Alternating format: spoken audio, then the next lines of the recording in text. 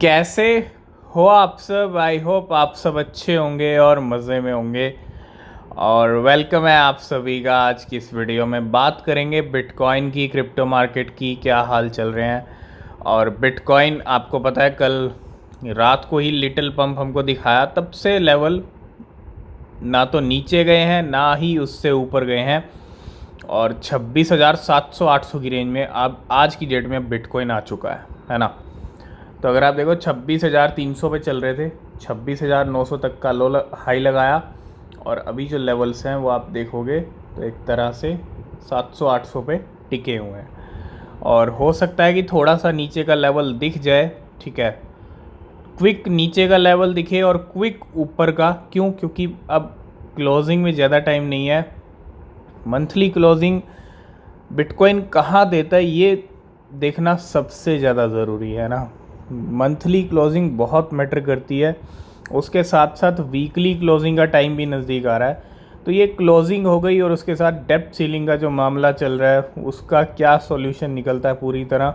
क्योंकि कल कुछ ऐसा हुआ है जिसकी वजह से बिटकॉइन ने एक लिटिल जंप दिखाया है ना। तो इन सब चीज़ों पे आपका फोकस होना चाहिए। और अगले जितने भी मई मंथ के एंड तक जितने भी दिन बच रहे हैं ना, वो कहीं ना कहीं थोड़े से रिस्की हो सकते हैं। तो अगर आप ट्रेड कर रहे हैं तो थोड़ा संभल के कीजिएगा, ध्यान से कीजिएगा, क्योंकि इतना कुछ होने वाला है अगले कुछ दिनों में क्रिप्टो के अंदर और यूएस के अंदर। तो वो बहुत मैटर करता है, यूएस में जो होता है वो मार्केट पे इम्पेक्ट करता है ना।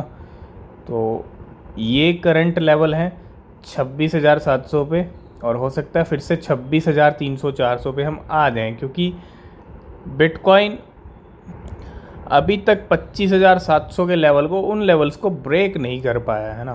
क्योंकि अगर उनको ब्रेक करता तो फिर 25,000 से नीचे के भी दर्शन हो जाते, 24,800-900 पे चले जाते है ना। और अभी करेक्शन कहीं ना कहीं थोड़ा सा बाकी है, और वो इस मई मंथ में दिख जाए तो बेटर है ना। नहीं तो जून की स्टार्टिंग में भी दिख सकता है, ठीक है। डिपेंड करता है क्लोजिंग्स कहाँ होती हैं और क्या आगे कुछ गुड न्यूज़ आती है डेट सीलिंग को लेके यूएस की तरफ से। तो जहाँ मार्केट में एक ऐसी सिचुएशन चल रही है ना, एक ऐसे मतलब कहते हैं ना कि एंड का दिन आ चुका है, एंड का टाइम आ चुका है। मंथ एंड जब होता है तो वो वॉलेटाइल रहता है। और ऐसे टाइम पे बहुत सारे कॉइन्स में हम देख रहे हैं अच्छी खासी मूवमेंट हो रही है। तो सोलाना भी पीछे नहीं है, तकरीबन 7 लाख सोलाना, $13 मिलियन के हैं transferred from unknown wallet to Binance. और ये गए हैं बाइनेंस के ऊपर। 7 लाख सोलाना की जो खेप है वो बाइनेंस पे गई है, ठीक है। इसके अलावा बिटकॉइन को लेके लगातार हो रहे हैं, क्योंकि बिटकॉइन मार्केट का किंग है और बिटकॉइन को लेके होते ही रहते हैं। तो 6,700 से भी ज़्यादा बिटकॉइन, $180 मिलियन के ये हुए हैं transferred from unknown wallet to unknown wallet. इसके अलावा कल हमने आपके साथ डिस्कस किया था कि लाइट कॉइन के टोटल 22-23 लाख लाइट कॉइन यहाँ पे ट्रांसफ़र हुए थे। और रात में फिर से 5 ट्रांसफ़र हुए हैं। अगर आप देखो ये सारे ही सेम क्वांटिटी है, 4,75,000। और ये हुए हैं 5 ट्रांजैक्शन, है ना। तो 5 ट्रांजैक्शंस की अगर हम जहाँ तक बात करते हैं, ये कल रात से भी ज़्यादा नंबर पहुँच गया एक तरह से। अगर 4,75,000 हर ट्रांजैक्शन में हुए हैं मूव $41 मिलियन के। और ये अगर हम देखें तो ये भी तकरीबन 24 लाख या 25 लाख तक नंबर चला गया। और इतनी बड़ी मूवमेंट लाइट कॉइन को लेके हो रही है, और वो ऐसे टाइम पे हो रही है जहां जो लाइट कॉइन की हाल्विंग को 2 महीने रह चुके हैं। मई मंथ के एंड में जाके ये मूवमेंट्स हो रहे हैं लाइट कॉइन को लेके, ठीक है। ये अपने आप में एक बहुत बड़ा इंडिकेशन दे रहा है कि जून जुलाई का मंथ अच्छा हो सकता है, होना भी चाहिए लाइट कॉइन के लिए, ठीक है। क्योंकि हाल्विंग है तो डेफिनेटली हाल्विंग से पहले कुछ ना कुछ यहाँ पे लाइट कॉइन में हमको देखने को मिल सकता है। तो नेक्स्ट अपडेट बहुत बहुत बहुत ज़्यादा इम्पोर्टेंट है। और हांगकांग के अंदर 1 जून से ट्रेडिंग स्टार्ट होने वाली है। बहुत सारी एक्सचेंजेस तैयारी कर रही हैं, है ना। एक बहुत बड़ा डिसीजन और हांगकांग का क्रिप्टो हब बनना, और उस खबर को चाइना में दिखाना, है ना। चाइना के आपने देखा टीवी पे ब्रॉडकास्ट हुआ हांगकांग का जो भी सीन चल रहा है, सिनेरियो चल रहा है। अब चाइना और हांगकांग की तरफ से क्रिप्टो को लेके ये सब होना, ये एक पॉजिटिविटी लेके आता है। और ऐसे में बहुत सारे मार्केट के अंदर कॉइन्स हैं जिनको आप बोल सकते हो चाइना नरेटिव कॉइन्स ऑफ 2023। अभी 1-2 महीने पहले भी कुछ ऐसा सिनेरियो हमको दिखा था जब चाइना नरेटिव कॉइन बहुत अच्छा पंप हुए थे। लेकिन अगर आप ये सारे कॉइन्स देखोगे, आपको इनके ऊपर फोकस करना है। 1 जून बहुत बड़ा दिन है, ठीक है। 1 जून से पहले या 1 जून के बाद, है ना, इनमें से कोई भी कॉइन आपको ऑलरेडी पंप करते हुए दिख भी रहे होंगे, बहुत सारे कॉइन्स, है ना। अगर मैं CFX की बात करता हूँ, पंप हुआ है। CKB भी अभी रिसेंटली 1-2 दिन पहले पंप कर रहा था। NKN कल परसों पंप कर रहा था। विंक अभी कोई पंप नहीं आया है। आइरिस कल पंप कर रहा था। CTK, ONT, ERN, IMX coin, CTXC, MDT, Cocos भी पंप कर रहा है अगर आप देखोगे लिस्ट में कल, है ना। इसके अलावा फाइल कॉइन भी आता है चाइना नरेटिव कॉइन्स की लिस्ट के अंदर। ये चाइनीज़ जो कॉइन्स हैं ये पंप कर सकते हैं जो कुछ होने वाला है, इसीलिए हम आपके साथ डिस्कस कर रहे हैं।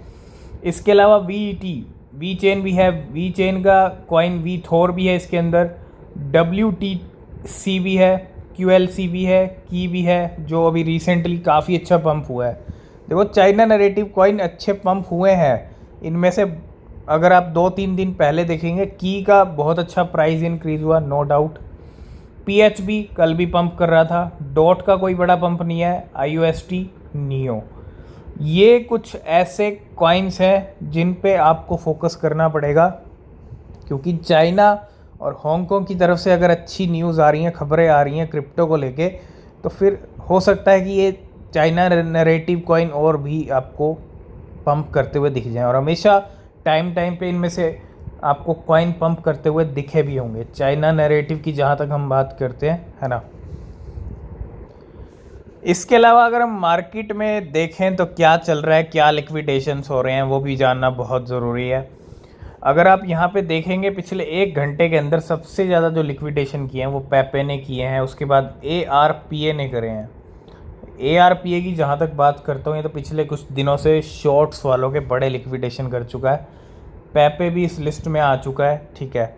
और पिछले 1 घंटे के अंदर टोटल जो लिक्विडेशंस हुए हैं वो $1.4 मिलियन हुए हैं, जिसके अंदर $1.2 मिलियन अकेले शॉर्ट्स वालों के हैं। 4 घंटे में $3.2 मिलियन के लिक्विडेशन हुए अकेले शॉर्ट वालों के। और पिछले 24 घंटे में $35 मिलियन के लिक्विडेशंस हैं। लॉन्ग्स वालों के $9 मिलियन हैं, $26 मिलियन शॉर्ट्स वालों के। तो मार्केट हर तरह से यहाँ पे जो है लिक्विडेशंस कर रहा है। अगर आप देखो पूरा चार्ट यहाँ पे रेड, ये रेड आपको जो देखने को मिल रहा है ये बता रहा है कि कितने ज़्यादा लॉन्ग्स वालों के लिक्विडेशंस हुए हैं, है ना। जब यहाँ पे आपको सब ग्रीन देखने को मिले तो समझ जाइए शॉर्ट्स वालों के लिक्विडेशन हुए हैं। और ये 1 घंटे का चार्ट है ना, पिछले 24 घंटे की बात करता हूँ तो शॉर्ट्स वालों के बहुत ज़्यादा लिक्विडेशंस हुए हैं। और 13,000 ट्रेडर वर लिक्विडेटेड और $35 मिलियन के लिक्विडेशन दिखाए हैं मार्केट ने पिछले 24 घंटे में। तो नेक्स्ट हम बात करेंगे ARPA के बारे में ही। फिर से 18% पंप कर रहा है, 10 रुपीज़ पे वैल्यू आ चुकी है। कहाँ तो ये कॉइन 4 to 5 रुपीज़ पे चल रहा था अगर आप यहाँ पे 1 वीक पहले भी इसका प्राइस देखते, ठीक है। लेकिन 1 हफ्ते के अंदर इसका जो प्राइस है, अगर आप नीचे के नंबर देखोगे, ग्रीन 151%, इतना परसेंट यहाँ पे पंप हो चुका है ये पिछले 1 हफ्ते के अंदर। और 14 डेज़ की बात करता हूँ 135 है, लेकिन पिछले 1 महीने में 200% से भी ज़्यादा पंप हो चुका है ARPA। और ये बता रहा है कि जब वेल्स किसी कॉइन के पीछे पड़ जाती हैं हाथ धो के, तो फिर उस कॉइन को पंप करती रहती हैं जब तक उनका मन करता है ना। जब तक उनको गेम करना है वो पंप करती रहेंगी। जब उनका प्रॉफिट बुकिंग हो जाएगी, प्रॉफिट्स बुक हो जाएंगे, उसके बाद वो कॉइन उस प्राइस से भी ऊपर नहीं जाएगा जो उसने नया हाई लगाया है। तो ये सारा गेम वेल्स करती हैं, ठीक है। नेक्स्ट अपडेट है पेपे को लेके। पेपे मार्केट में अभी ज़्यादा कुछ नहीं कर रहा है, ठीक है। नो डाउट थोड़ा सा यहाँ पे आराम कर रहा है पेपे, और करना भी चाहिए क्योंकि ऑलरेडी आपको पता इतना पंप हुआ है, तो बैक टू बैक तो पंप आएंगे नहीं। थोड़ा सा वेट यहाँ पे करना पड़ेगा, और हो सकता है ज़्यादा वेट भी कराए, लेकिन लिस्टिंग्स लगातार हो रही हैं, इसमें कोई डाउट वाली बात नहीं है। Crypto.com एक्सचेंज लिस्ट पेपे, है ना, तो पेपे को लिस्ट कर दिया Crypto.com ने। इसके अलावा रिसेंटली बिटफिनिक्स ने भी पेपे को अपने प्लेटफॉर्म पे लिस्ट कर दिया है। अगर आप देखोगे Pepe is now available for trading on Bitfinex. इसके अलावा टोको क्रिप्टो ने भी पेपे को अपने प्लेटफॉर्म पे लिस्ट कर दिया है ना, तो ये थर्ड लिस्टिंग इसकी रिसेंटली। इसके अलावा बिट थम भी पीछे नहीं है, फोर्थ लिस्टिंग हेलो बिट थम और पेपे न्यू लिस्टिंग, है ना। तो 4 लिस्टिंग्स तो यूं ही हो गई हैं पेपे की, और लगातार लिस्टिंग तो हो ही रही हैं।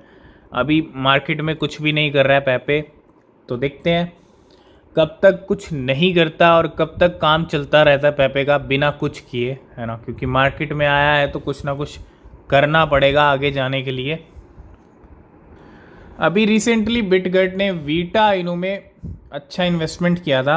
अब बिटगट वेंचर्स की तरफ से एक और इन्वेस्टमेंट हुआ है मूर्ति एआई के अंदर, है ना।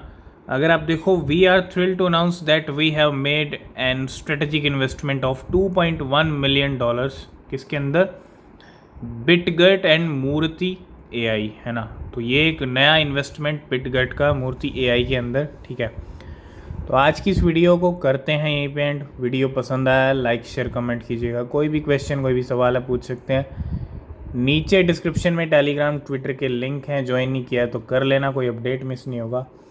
किसी भी क्रिप्टो में इन्वेस्ट कर रहे हैं हमेशा अपनी रिसर्च करें, और मिलते हैं नेक्स्ट वीडियो में। तब तक के लिए बाय बाय, टेक केयर।